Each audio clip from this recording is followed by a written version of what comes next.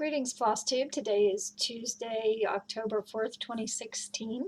It is 6:58 p.m. East Coast time in the Commonwealth of Massachusetts. I just thought that I would come and take advantage of some quiet time before my husband gets home to share a little bit of progress, discuss some haul and some needle minders I've made, and then do a little rambling at the end about football during hurricane season. But I'll keep that to the end in case you don't want to hear it, so that you can come for the stitchy stuff and leave later if you are so inclined. First of all, I haven't really gotten a lot of stitching done lately. I have to admit, I've just not been feeling it the past few days. Not sure why. I can't really say, but so my progress is woefully lacking, but I do have a little bit of it. First of all, let me find it. I started doing the beadwork on the drum ornament for my nephew, and I haven't done anything with this in about a week and a half to 2 weeks. I was working on it while I was watching a documentary called 3 Days of Terror about the Charlie Hebdo attack and the attack on the kosher supermarket that came right after. Let's see if I can lighten it up here. So I eventually just stopped because I was so engrossed in the documentary that I couldn't stitch and watch at the same time. And then I misplaced my beading needle, but I went to Michael's and got some beading needles and bought some beading thread for Nutty Parade, and now I'm going to get back to it. I might work on it after I finish this video a little bit. It's really pretty. Those are, let's see, is that going to focus? Or is the lighting just that bad? Let me try to turn off the light and switch it out to another one behind me here. I never can tell with the lighting in this apartment, or lack thereof, as the case may be, whether or not things I show are actually going to show up. Let's try this again. Sorry about that, Flosstube. Let's see if you can see it any better now. Yeah, if my camera focuses, you can see it okay. The green beads up here are all petite seed beads. So they're the ones that you put on the needle and then you go back through and stitch them with a full cross stitch. I think a lot of people find that tedious, but I actually kind of enjoy it because once you get into the rhythm of it, it's kind of like meditative to me. So like I said, I might work on this some more tonight after I finish this video. I don't know. But it's coming along, and it's going to be really pretty when I finish it. So I'm pleased with the progress I've made so far, although I haven't picked it up in a few days, probably a little over a week. Now the next progress, about a week and a half ago, I got on a tear working on Ink Circles 99. And I think I got inspired by someone on Stitch Mania who had posted their finished version of it. I still don't have that much done, but this one is not my focus right now. My focus should be Nutty Parade. And it kind of sort of is, but not exactly. I don't know how to describe it, but here's what I've done so far. The first row, the top left-hand corner. Now, she included a list. I'm trying to think of what I did with the one that I wrote out, because she includes a list of the beers in with the pattern. But she put it all in alphabetical order, and it was driving me nuts trying to, because I don't drink a lot of craft beer and stuff, so a lot of these I wouldn't recognize on sight. But the list was driving me crazy, so I went ahead and I wrote it out. I rearranged it and wrote it out by row, because the way the pattern is set up, it's like rows 1 through 9, and then bottles A through K would start with the pale moon and then go across. So I reorganized the list, but I just can't put my hands on it right now to tell you what these bottles are. So hopefully by the next time I have some progress to show you on this, I will have found the list I made, because the man that I'm giving this to, I'm going to type up that list for him so that it's just easier to, I'm not OCD, but that was just driving me crazy trying to find, okay, what is 1A and 2A and 3A, trying to find the beer bottles. But I have an interesting little theory about this that made me kind of laugh when I think about it. You know how a lot of people, when they're stitching, like say one of the mystery samplers that's like the year-long one, they count it as like 12 separate little mini finishes. I got the crazy idea that you could technically count each one of the beer bottles as a mini finish, and then you could have, when you were finished, 99 completions, and you could lap everybody on the Facebook page and in the Flosstube community like 5 or 6 times. But I really don't think it works that way. Because these are so small, you can stitch a beer bottle in like 10 minutes. Literally, I mean, the only reason I don't have more done on this is because I haven't really been stitching the past few weeks. Otherwise, I would. So I really don't think you can count it as 99 separate little individual pieces. But I have to say that the thing that I like the most about this is that it's almost like an instant gratification, because when you start stitching these, you immediately see what they're supposed to be. And a lot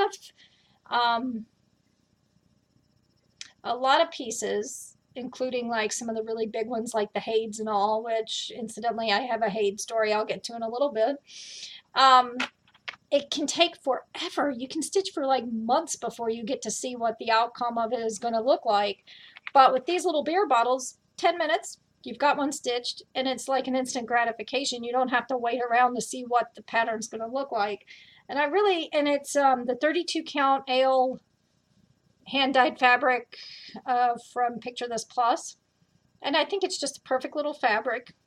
It's a fun pattern.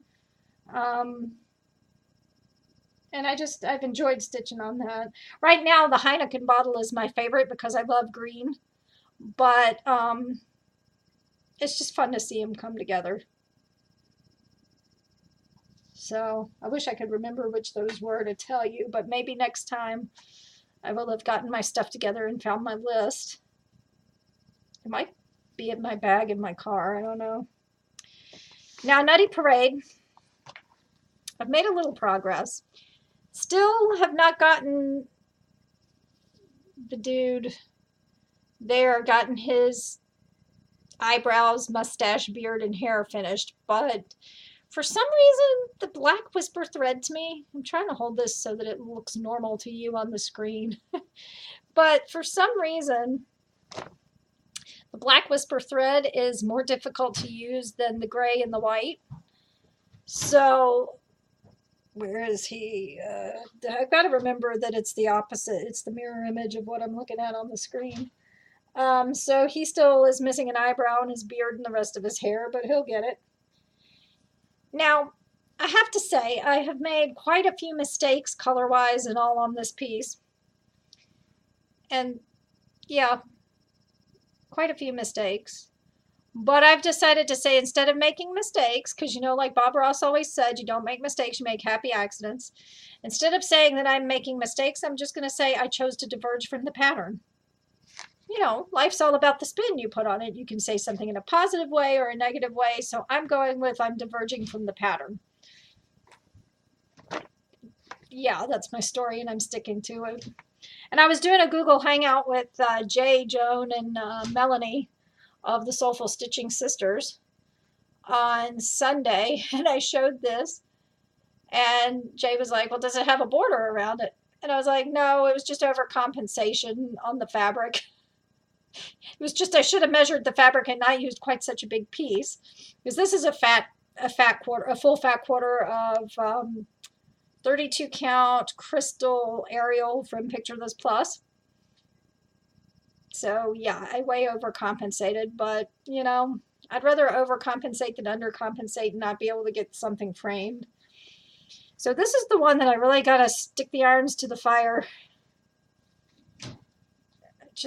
I should know better than to plan things during football season. That's all I'm going to say. So those are the only pieces that I've made any real progress on. So thought I'd show you some needle minders, a few that I bought and a few that I've made. And one found object that actually turned into a needle minder.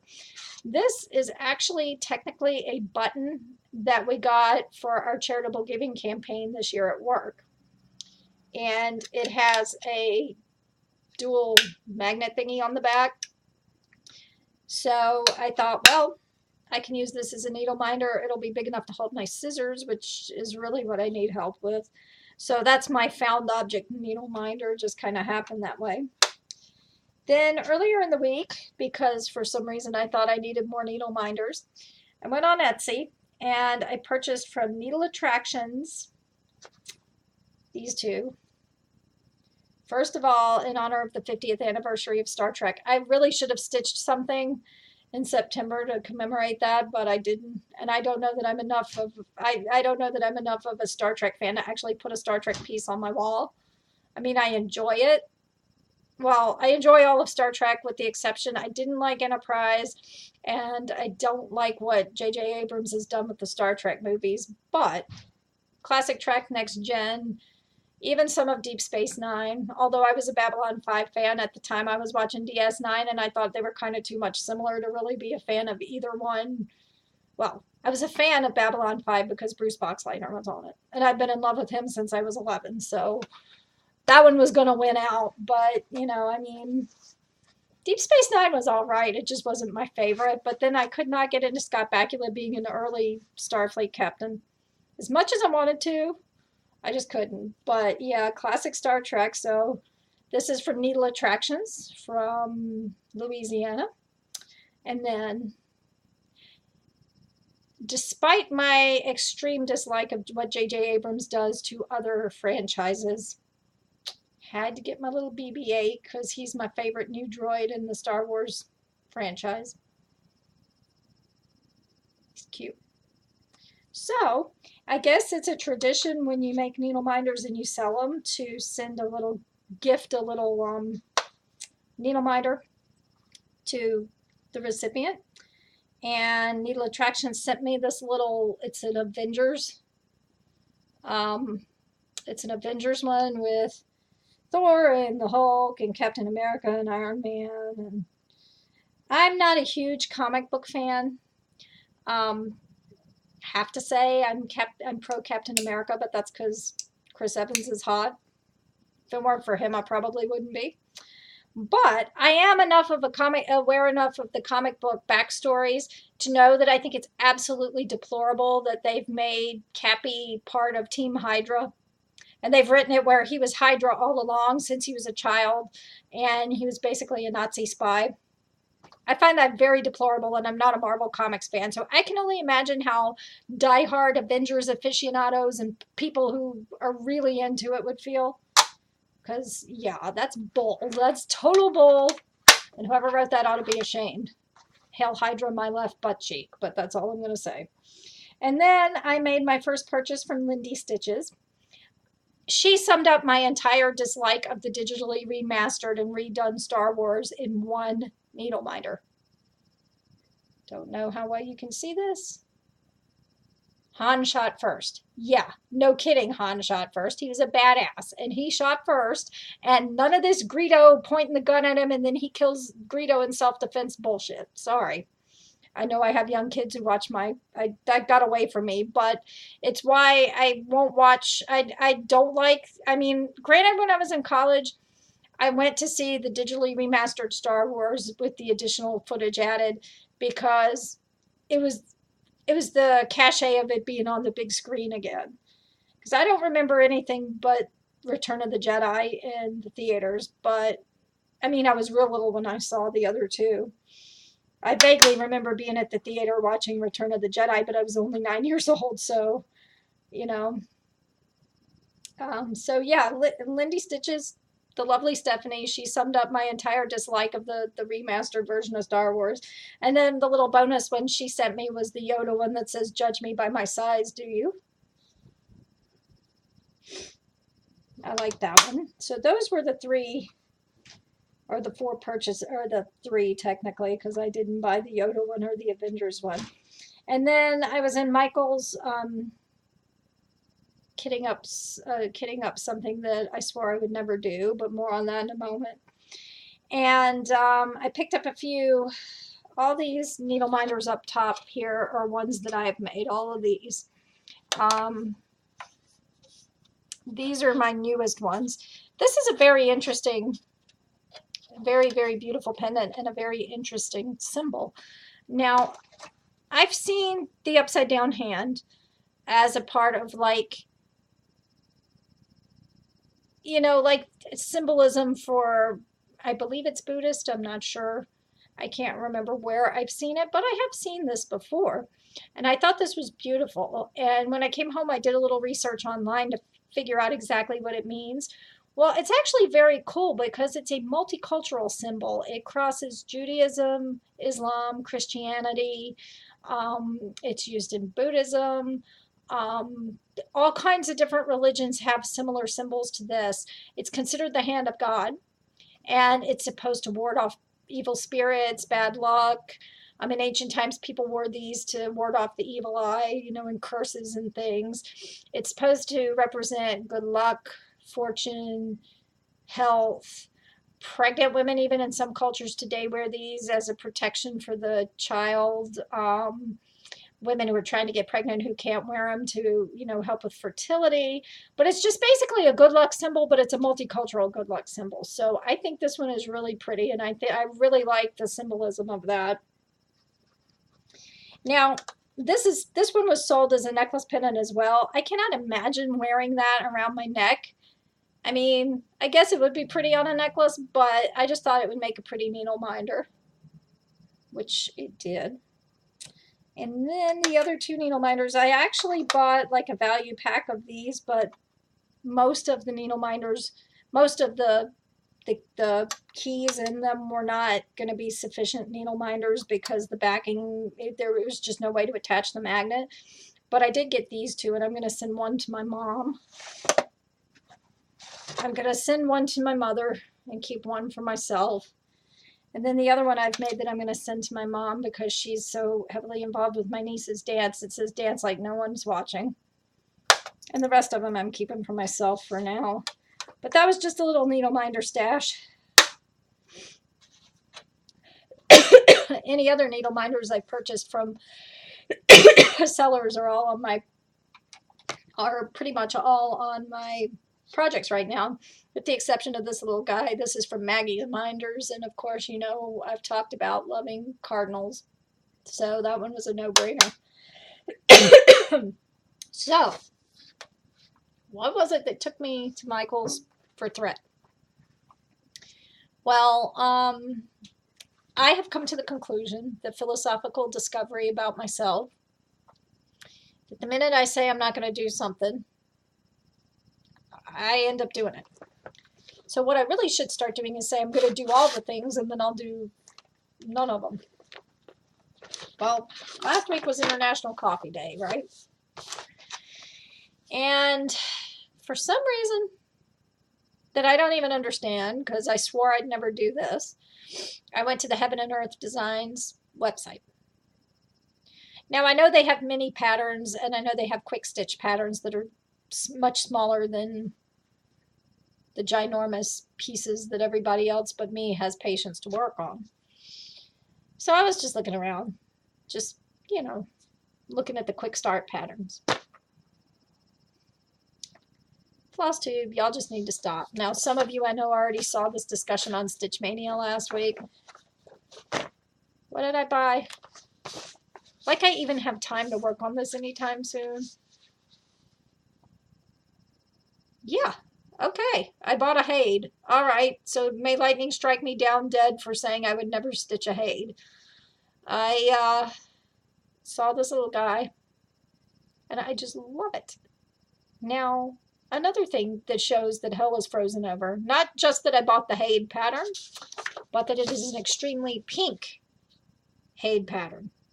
I really don't like pink, but this little bugger was just too cute, just too adorable. Who does not love a night owl that needs a cup of coffee in the morning?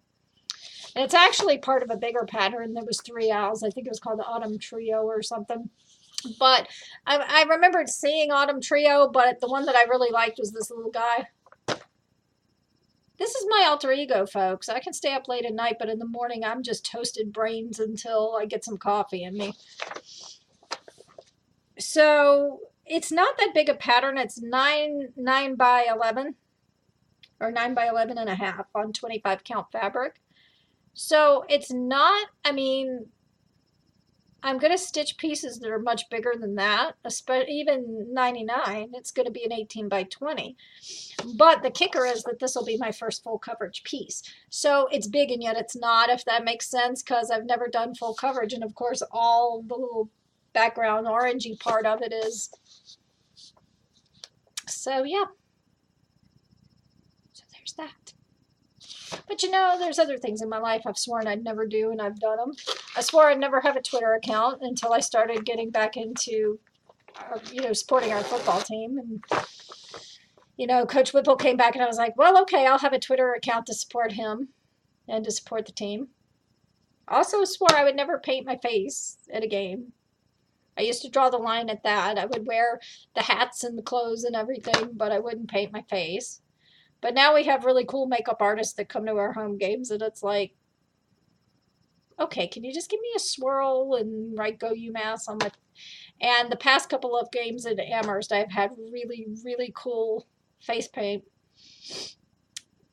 Yeah, and I do have photographic evidence that I have painted my face, but yeah. So I said I'd never do a Haid. Well, guess what?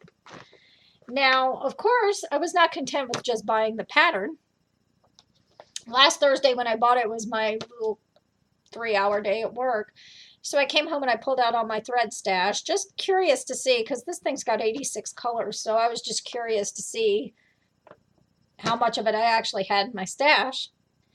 And surprisingly, because I bought the Jacquard collection from DMC this summer, I ended up having almost half of it. I had 42, which surprised me because, I don't normally have that much in the way of what I need in my stash. And serendipitously, last Thursday, I got a coupon in the mail from Joanne's for 25% off your total purchase. So I went and bought the rest of the thread that I needed. And looking at it, there's some pink in here that I don't particularly care for. Like this one is kind of like a Pepto-Bismol. It's like a purplish pink. It's kind of a mauve-y thing, and I don't much like that one.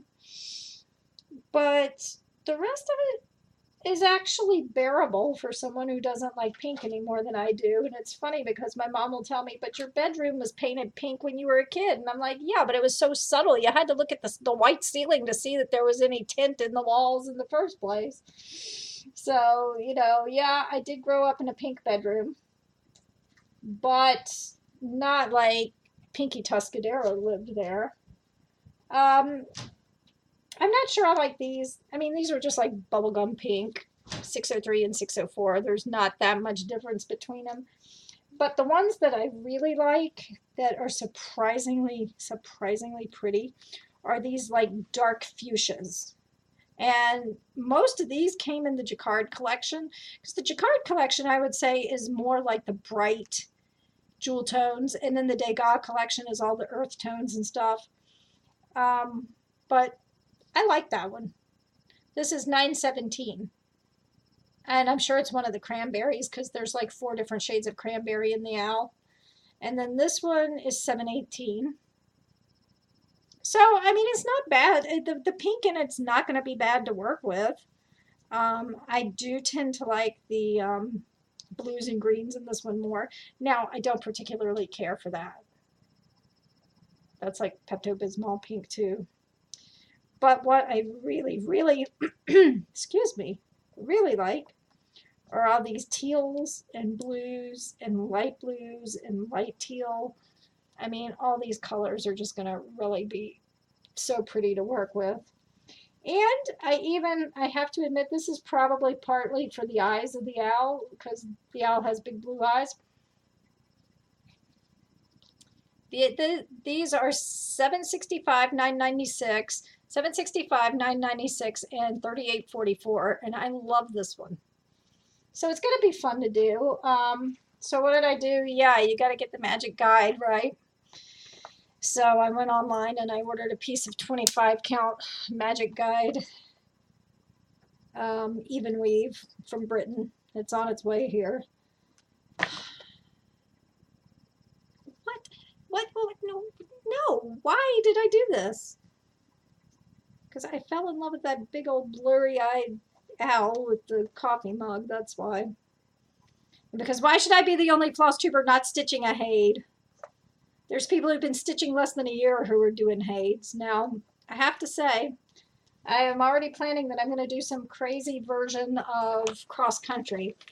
Because I think, looking at the grid, I think doing one 10 by 10 grid at 100 stitches at a time would drive me nuts.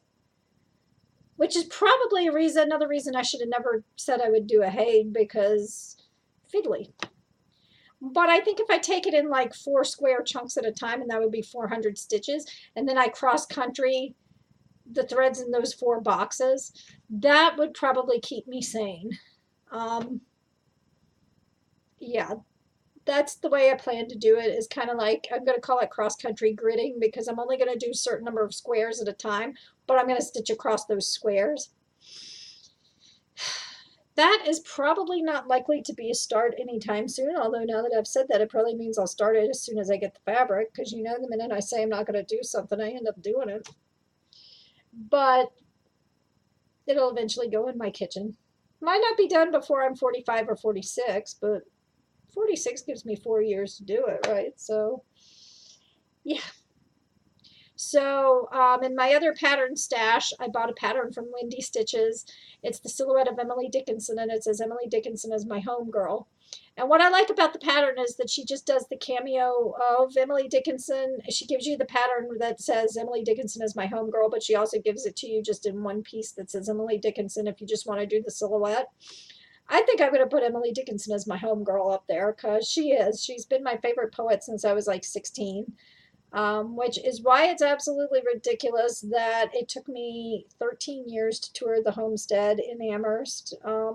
They opened it in 2003, and it's not exactly in the spot where she grew up, but close enough for government work. Her gravestone is right across the street in the cemetery that's behind the 7-Eleven now. But yeah, she's been my favorite poet for as long as I can remember. Hope is the thing with feathers that perches in the soul is my favorite poem of hers, and it also happens to be the name of my framers, Hope and Feathers, which is right across, it's diagonally across the street from the homestead, so they took the name Hope and Feathers because they're Dickinson fans too, the Dickinson fan art majors who run the framing gallery. So I ordered that from Lindy Stitches. That's just later stash. That's not anything anytime soon. And I also found a website called patternconverter.com, and I've converted a pattern of a photograph of my niece, and I have one to convert of my nephew. The one of my niece was one that my mother took over the shoulder of the professional photographer who was doing her photographs for dance this year, and it's one of her, she's in a very elegant pose. Mom, you'll know the one, it's the one of her in her pink tutu dress. But I converted that into a pattern that would be 20 by 20 on 14 count Aida, which I'm not going to stitch it on that. Probably 28 over 2, 28 linen over 2, which is the same thing as 14 count Aida anyway. It's got 72 colors. It's just, I'm thinking that will be her graduation from high school present. Stitching, or maybe I'll stitch it for my sister at some point or something. I don't know. And then I have one that I'm going to do. It was $7 to convert the photograph into the pattern. So that's very reasonable. I mean, it's very reasonable. I think what I could tell from the way it's set up is that it starts in the upper left-hand corner, and it's column 1, row 1, column 2, row 2, column 1, row 1, column 1, row 2, and it goes across in like 4 separate, it's like across the piece in 4 separate pages, and then page 5, 6, 7, and 8 is right underneath it. So it looks like, and it's printed very big. It's a nice big, print, so I won't have any problems seeing what I'm doing. And I do have a photograph of my nephew that's the same type thing. That was one, it was a photograph he had done that my mother took me. And I can tell they're ones from my mom because the professional ones that she sends me the proofs of have the watermark of the photographer on there. And it's one of him before a band concert. And like when you're in beginning band, you wear the black bottoms and the white top, and that's your band uniform. And he's standing with his arms crossed, and he's got his drumsticks in his hand, and he's kind of sort of smiling, but not exactly. It's a real good looking picture of him, so I'm going to convert that one over. That one will be a lot of black cross stitch, but that one should have significantly less colors because it'll really just be the pink in his cheeks and his blonde hair that are the color in his flesh tone skin, and his arms. Or not even that really, because he had on a long sleeve dress shirt, so just his hands and his face. So that one will be significantly less colors, but I'm going to convert that pattern over as well. So if you don't want to hear anything but cross stitch talk, now would be a good time to stop the video because I'm going to ramble a scotch about football. Thank you for listening up to this point, and thank you for continuing to listen if you choose to do so. I really appreciate all my subscribers. Love you guys so much. Thanks for listening to me ramble if you're heading out now. The football and a hurricane thing, I know that's pretty interesting, right? Well, football's been such a crazy thing the past couple of weeks anyway, I have to say. A couple of weeks ago we played Mississippi State, and we were lucky we only lost by 12. That was out of Gillette. That was bad, but I think that it ended better than it could have. So this past weekend we had homecoming. Now, if you watched my videos a couple videos ago, you saw the wedding cross stitch that I made. And my friends were going to come to homecoming, and we were going to have this little mini reunion, and I was going to give it to them. Well, my friend got sick. She has some chronic digestive issues that were flaring up, and she couldn't make it.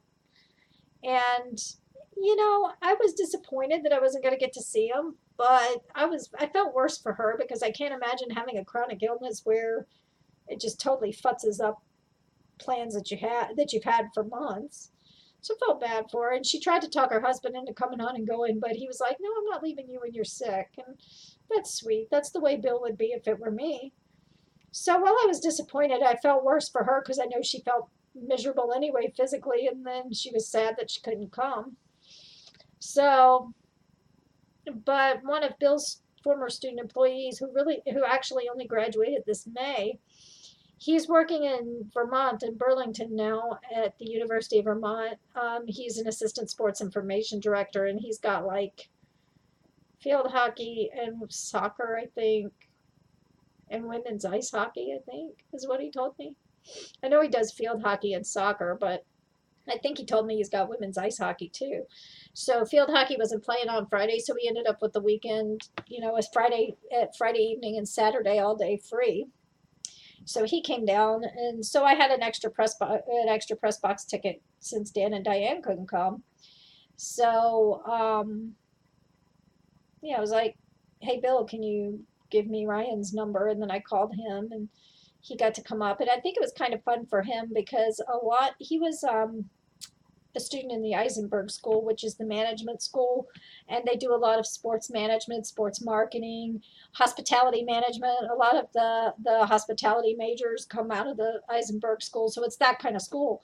And he got to see a lot of his friends he worked with because when he was I don't know how the kid ever found time to sleep, because when he was at UMass, he worked for Bill, which was one of his primary jobs, but he worked for the athletic department in general anyway. So he was the statistician for the hockey team, and he was a general gopher for the sports information folks. I don't know how he ever had time to sleep, but he saw a lot of his friends up in the press box, which I think was fun for him. The weather was supposed to be terrible. It actually held out. It was damp and chilly, but it didn't rain. It was supposed to, and it didn't. But we lost by 7 to Tulane. We have not won a homecoming game since 2009. This is bad. This is bad. They said we had over 14,000 people, but we didn't actually have that many in attendance because when they do football attendance, they count the number of tickets sold.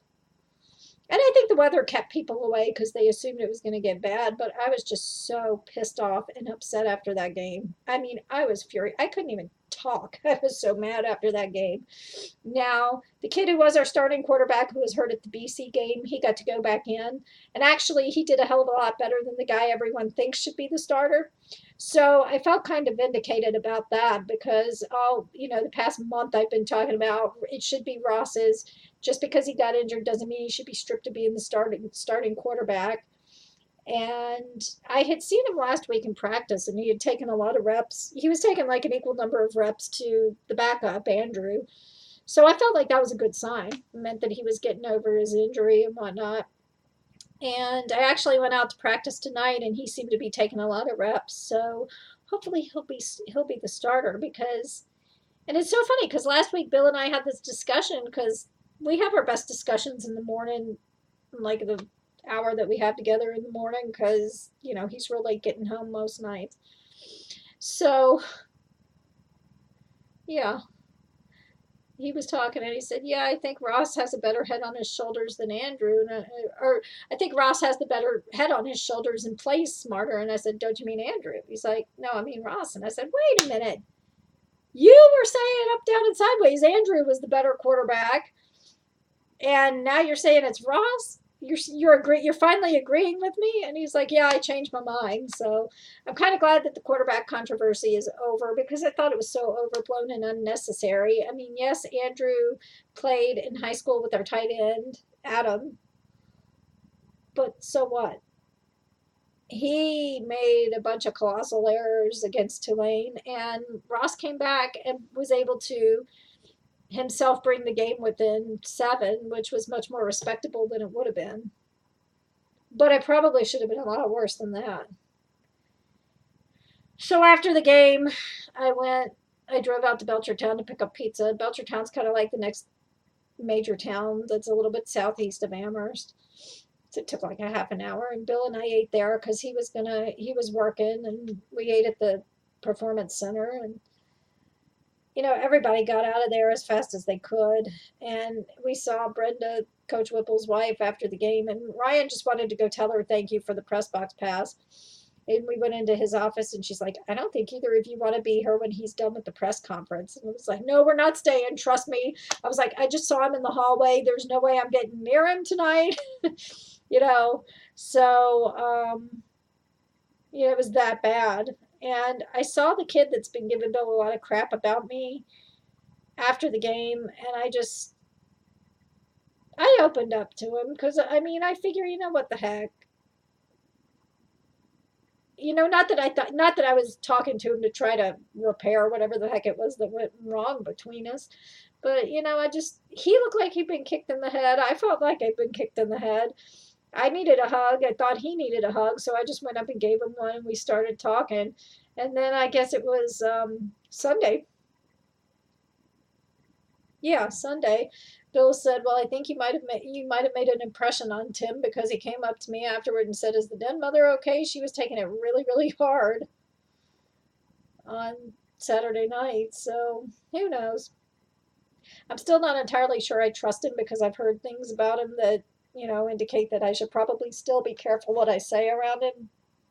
But I'm trying to give him benefit of the doubt. So, and he did look like he'd been hit by a bus, and I felt like it. So, if it comes back to bite me in the butt later, it does. But so, fast forward to this weekend. Well, we're playing Old Dominion, which is in Norfolk, and it's like literally maybe 15-20 minutes from Virginia Beach. It's in that area. And I've been looking forward to this game for a while because it's the first time since we've moved up to 1A where I was going to get to go to the game and see my family. Because before, when we were 1AA, we played schools. We were in the Colonial Athletic Association, and we played my alma mater and my husband's alma mater, James Madison, in Harrisonburg, Virginia. We played University of Richmond, which is like literally half an hour away from where I grew up. And then we played ODU. And during those games, I would get tickets for my family and they'd meet us at the hotel that night, maybe take me out while Bill was working, and it was really a fun thing to do. But of course, when we went 1A, we joined the MAC, and that was all Ohio and Michigan, and I didn't travel to those games anyway, but it's not like my family could, even if I had had the chance to. So I was all excited and jacked up about going to the ODU game. And then that little shit Matthew decided it was going to hit the hit the East Coast, and because the game was supposed to be 6 o'clock Saturday night, they switched it to Friday night at 6 o'clock. So that's thrown everything into turmoil. I'm still going to get to go, but now I have to take 2 days off from work. I was only going to take Friday off, and then but now we're leaving Thursday. So totally crazy. I would not want to be Coach Gorham and his ops people. I just would not. And I wouldn't want to be the truck drivers who have to drive down earlier than they thought, because I guess because we have this big semi that's all decked out and all this UMass stuff that we move our equipment around with. And I guess they're going to have to leave tomorrow to make it there by Friday morning. If they weren't leaving tonight, they might have been leaving tonight. I don't know. So I'm pretty sure that most of my family who is coming is not going to get to now. It was going to be my sister, my brother-in-law, his brother, my dad, and my nephew. Or I might have been his mom, my dad, and my nephew. But of course, now with it being Friday, it's not like Joanna and Mike can take off work. My mom wasn't going to get to come because she was going to have to stay with Eliza, because Eliza's in dance team prep, and you can't miss that stuff. You miss that stuff, you get kicked off the team. So it was going to be 5. I think if I'm lucky, we might be down. If I'm lucky, we might have 2 or 3 of my relatives coming. So I'm pretty bummed out, but I'm still going. It's just crazy. It's just crazy. Leave it to a hurricane to mess up UMass football. And we actually had a hurricane game years ago. I think it was back in 2009 when we played in Rhode Island, and it was just one of those freak storms that had come up, and it had come up and just kind of swept into New England. And I remember it was raining sideways. I had on like a couple of layers and a poncho, but of course you're not allowed to carry umbrellas into a stadium. So, I mean, there wasn't a single part of my body that wasn't soaking wet at the end of the game. And I remember the punter would kick the ball, and it would literally, because it was so windy and rainy, he would kick it, and it would literally just bloop like 2 yards away. And if it had been good weather, he could have probably kicked a 30 or 40-yard punt. But because the weather was so crappy, the ball just went boop, up in the air, back down.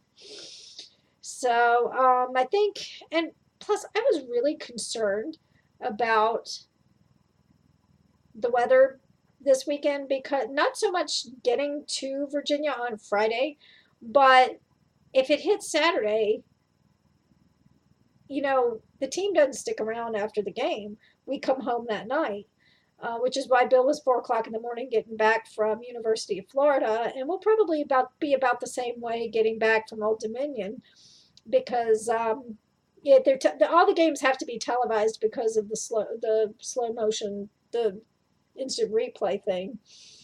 So a televised game takes twice as long. Not quite twice as long. It's about 4 hours as opposed to maybe 3, but okay, I exaggerate a little bit, but a televised game takes longer time because you got to do all the media timeouts.